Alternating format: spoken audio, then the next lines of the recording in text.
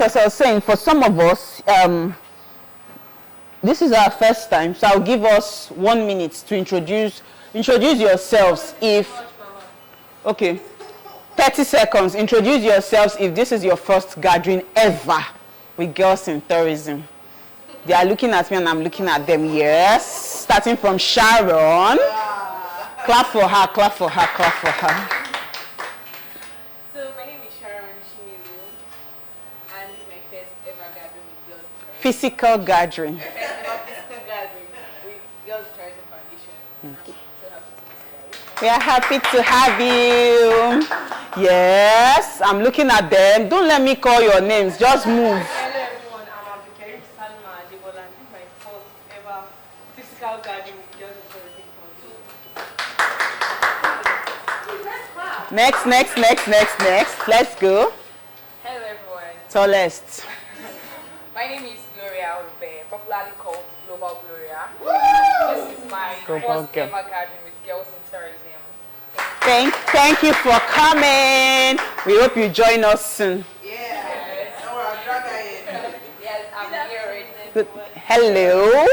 Justina, this is my first physical gathering. Girls in Tourism. Justina has been with us for 2 years, but this is the first time I'm meeting her. Come and take hug. When I was in Abeokuta, she was in Lagos. Good afternoon. Hug. Faith has also been with us for 2 years, but this is her first physical gathering. So it happened that when I was in Abeokuta, some of them were now in Lagos. When I came to Lagos, they said they're in Abeokuta, you must come down. Hi everyone. Hello. I am Oluwatosin Hassan, and this is my first physical gathering with Girls in Tourism. Tosi has also been with us for 1 year, 2 years plus now. Yes. Hello. This is my first physical gathering with Girls in Tourism. You're welcome. Yes. Hi. Fintope Oluwayemi Sisaki. Well, I'm sure everybody knows me as well. It's okay because when I came in, that's what they were calling me. Yes. So this is my first physical gathering, and I'm happy to be here and see. We're happy to have you. We're happy to have you. We are so happy to have you. Anyone else? No one. Okay. So we are good to go. So like I said, for some of you, you joined. Those that joined before, do you want to introduce yourselves? Starting from Miracle, introduce yourself. Okay, hi everybody. My name is Edibri Miracle Genero.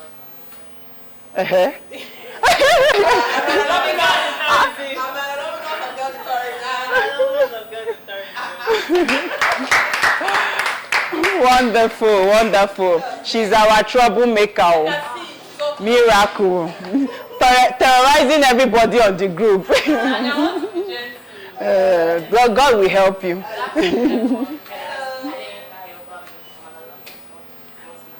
Ayo Bam Bam. Hi everyone. Hello.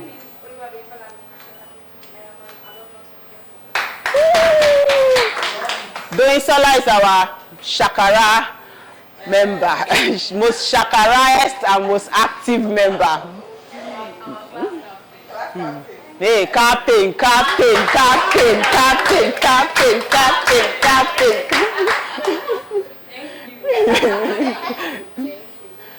good afternoon everyone. My name is Akure Minosola.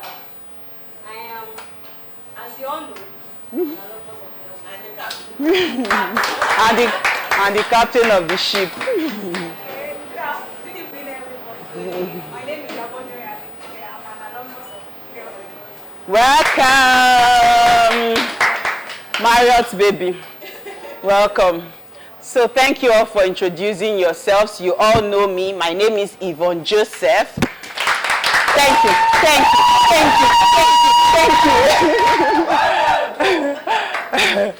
Okay, so let me just give a brief history for the sake of those that are joining us for the first time, physical gathering specifically. When we started Girls in Tourism, it was first called Next Gen Africa. We started first it was just like a WhatsApp group where I had to, you know, bring some girls together with the help of my wonderful friend here, Marvelous. Round of applause for him, the only man amongst many women. So I spoke to him about my vision, and I actually came to him from the angle of, during the COVID, I was receiving so many personal inbox messages of people, girls to be precise, saying that they wanted me to mentor them. And that happened because at that time, you know, hotels were shut down, restaurants were shut down, practically there was no work. So instead of sitting idle, I decided to start writing. So I started writing blogs, writing about the industry, my own personal experiences, both as a student, as a business owner, and even working in the industry, you know, and in different sectors. So I started writing about the industry, sharing my own personal experience, and I saw messages in my inbox, Instagram and LinkedIn specifically, of people asking me, oh, Ma, please, can you mentor me? Can you mentor me? Mentorship. Me, I know they do that one, no. I don't want to go near that because I don't want to start what I cannot finish, right? And I was like, sometimes I'll even go and check the profiles of the people asking me to mentor them. And I'll be seeing, you know, in quotes, I'll be wondering, are these the ones that really want mentorship? Like, what they were asking for and what I was seeing, there was no correlation. And I was like, okay. Well, I started feeling like a burden of not just helping them in the industry, but also life. Because if, you know, your life is not put together, whatever you are doing, it will affect whatever you are doing. Whether you want to work in the industry tomorrow or you even want to switch or pivot to another industry. So I'm not just saying this as, and I keep saying this is not an institution. This is not your university. This is not a school. This is just a platform, a safe platform where, you know, that will help you navigate the industry, you know, successfully by the grace of God. Not because, you know, I can do it for you, but because I know that you have the potential within you. And you know, as women, we have a lot of potential, but we don't just know it yet. We feel like, oh, we are helpless. We don't have much. The only thing that we have is to get married, raise children, be with our husbands, which is not bad at all. I am doing that. But I know that I am also much more than that. I know that I have much more capacity and I can unleash my full potential. Because why will you want to die and then half of the things that you were supposed to do on earth, you carry it along with you? So you have a lot in store that you can actually bring out and unleash. So many of you have many skill sets. You are hiding it. You are feeling like, if I do, they'll say I'm doing too much. Please do it. Do it. And do it not because you want to show off, but do it because you know that it's a burden that you must, you know, you must release, you must bring out. Some of you, you have capacity to, you know, to be in the midst of people where if you open your mouth to talk, they'll look at you and then what you're saying, they'll be wondering, is this the person speaking? You have that kind of capacity. Some of you are confident, but because you've not opened up yourself to opportunities and you've not been in rooms where those opportunities will meet you, your confidence is already, in fact, it has turned to timidity. So I'm encouraging you to go out there and do it. Whether you're working right now, maybe you're doing your IT, you're serving your country, you know, or you're still in school, don't just confine yourself. I just want to be in one place, so I just want to. If you become too safe, you cannot be significant. If you want to play safe, you cannot be significant.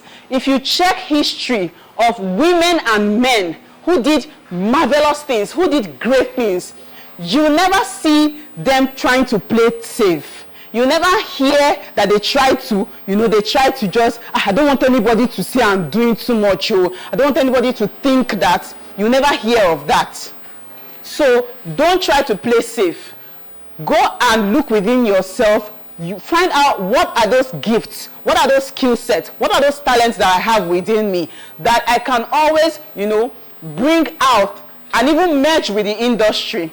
If you attended the last event we had in July about, turning your passion to your profession or merging your passion with your profession, you will remember that I said, so many of you think that your skill set has nothing to do with the tourism industry.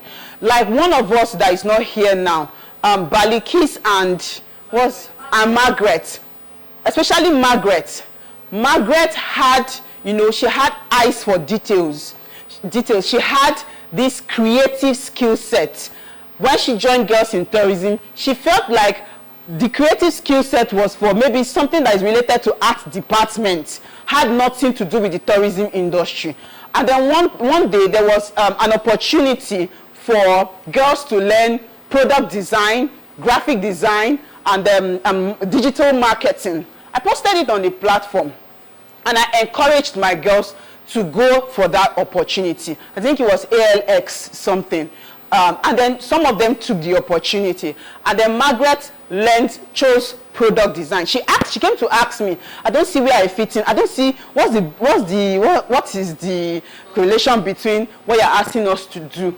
And I told her, in the tourism industry, you are not just fixated on what you learned in school. You need some extra skill set that you can merge with whatever theoretical thing that they have taught you in school. And she learned UI UX/product design. And when she even finished, she was still confused. What am I going to use this skill set to do in the industry? And I told her, don't you know that travel agencies, tourism development companies, and many tourism and hospitality companies, they want to be online now, they want to be visible. And not just that, they want to give the best user experience to their guests. And user experience is not just customer experience. User experience in product design. Guess what? She started designing websites and UI UX designs for travel brands. And that was how she was able to merge her skill set, her creative skill set, and her eyes for details in the tourism industry. So I keep telling everyone that I meet, every young woman that I meet, when you hear tourism, don't just say, hey, travel agent, oh, I'm going to go and sell tickets. It's more than that. I've taught you before. It's more than that. You need to open your eyes to opportunities. But guess what? You get those opportunities by just sitting there in one corner. I can assure you. You see me today, I'm very active, agile, because I am always opening my eyes. If I'm not opening my eyes to opportunities physically, I'm opening my eyes to opportunities online. Now, you don't even need to be everywhere physically, because demands will come on you, even as a woman. When you get to the stage where you'll be married, you have children, you will not have time to be flying up and down, going everywhere. So this is the time now that you have. If what is happening now, I had those opportunities many years ago, trust me, I would have gone very far. That time when I started in the industry, I didn't even have a phone. Yes, Facebook was there, but what were they posting on Facebook? People would just come with, hi, bye. That was all we knew about social media. Now, social media has become a very powerful tool that you can use to change your lives. Stop going to go and dance on TikTok. There's no time for that. I'm serious. I'm not saying don't have fun, don't play. But when it comes to the matter of your career, you need to choose where you stand. Do you want to spend your time dancing on TikTok, or you want to spend your time chasing opportunities that will enrich you, that will take you far, that will set you apart from other people? So you need to choose. So use the social media platform very well. Go to LinkedIn. You will see opportunities. Please, someone should just clap for Sharon for me. I've been watching her. I watch all of you, but you don't know. I'm watching all of you. I'll go to Instagram like this. I'll put the search button. I'll be typing your names. I want to see the latest things you've posted. Guess what? Many of you used to post nonsense. Some of you've not even posted for. I'm not even saying post. If you like, post. If you like, don't post. But be actively looking for opportunities on the platform. Sharon is one active person. even if she's not posting or talking about the industry, which I think she should start doing, she is following industry pioneers. She's following people that she knows that they are where she wants to be. That's the first place to start. Go and look for people that are already where you want to be. Not people that are 10 steps behind you. You can't learn anything from those kind of people. Look for people that are already ahead of you. Don't be intimidated by them. Don't be scared of them. Don't be afraid. Don't be jealous of their achievements. I have never tried to do that. I always go, I look at what they are doing. You know, I want to be like this person. Or where this person is, that is where I want to go. Or that's what I want to achieve in my career. I go back, way back to what the person has been posting. Maybe the person's, maybe from even a year ago. I do that search. I start reading, I think one day, I start reading through that person's profile. Oh, this person has been talking about this in the industry. I start teaching myself. Because not everybody will be like me that will say I'm your mentor and they will physically gather you and be meeting you like this. Time is money. Nobody has time for that. Guess what? I had to, drop every commitment for the last 2 weeks to make this gathering happen. Not everybody has that time for that. So even if you want someone to be your mentor, you may not have the opportunity to have that person physically mentor you. But you can help yourself by forcing yourself to learn from that person online. There's this, my mentor, I've been chasing her for 4 years. Feeling like, this woman, does she think that because I'm a Nigerian, that's why she does not want to, mentor me? I started feeling bad. But I kept persisting. And I told her, and she told me something. She said, Yvonne, I don't have time. She's a global voice in the tourism industry. In a month, she can be booked for 10 to 20 events. Next week, she's speaking at the United Nations World Tourism Day. Is that the kind of person that you think she will sit with you one-on-one? Even if you book a first-class ticket for her, that you want to meet her on the plane to speak with her, she might decline. So I started observing her. I started looking at, and guess what? My mentor is very active on social media. She posts every day.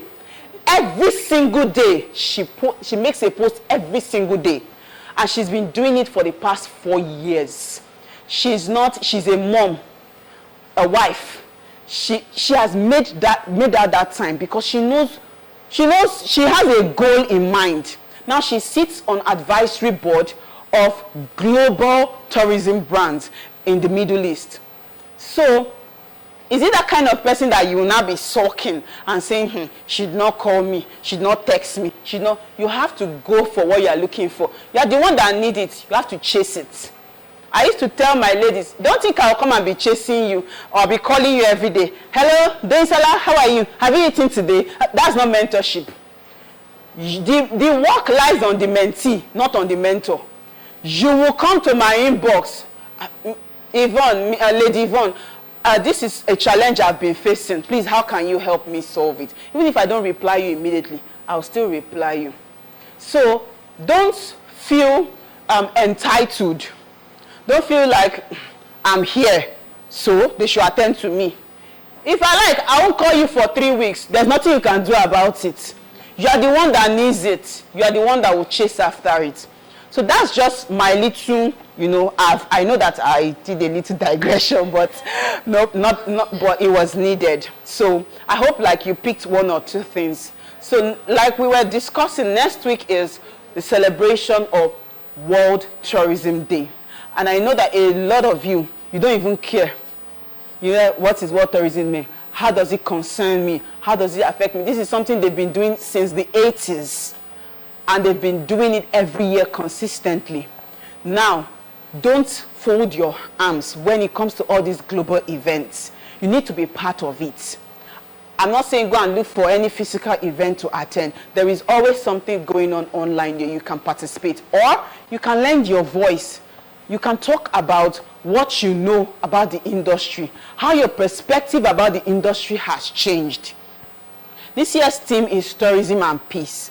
And the reason for this is because of the many conflicts that have been happening for the last 3 years. The Ukraine war, Ukraine and Russia war, Israel and Gaza war. A lot of things have been happening. And not only that, bringing it home to our industry alone. You've been hearing about overcrowding. Every country is crying that they should even destroy tourism's prosperity. Tourism brings in money to a country. So that's just what it's all about. So I just said today I will use the opportunity, even though that's not what we came here to do today, but it's also part of it. And it's good that we expose ourselves to these things. You need to know about the global trends. You need to know about global celebrations. Why are they celebrating what they are celebrating? Why are we doing what we are doing? It's not just because, oh, it's World Tourism Day. So that next week, when everybody is celebrating and shouting, Happy World Tourism Day, you already have a clear picture of what World Tourism Day celebration, at least this year's celebration, is all about. So I hope that helps. Yes, I hope that helps. Yes, all right, thank you all so much.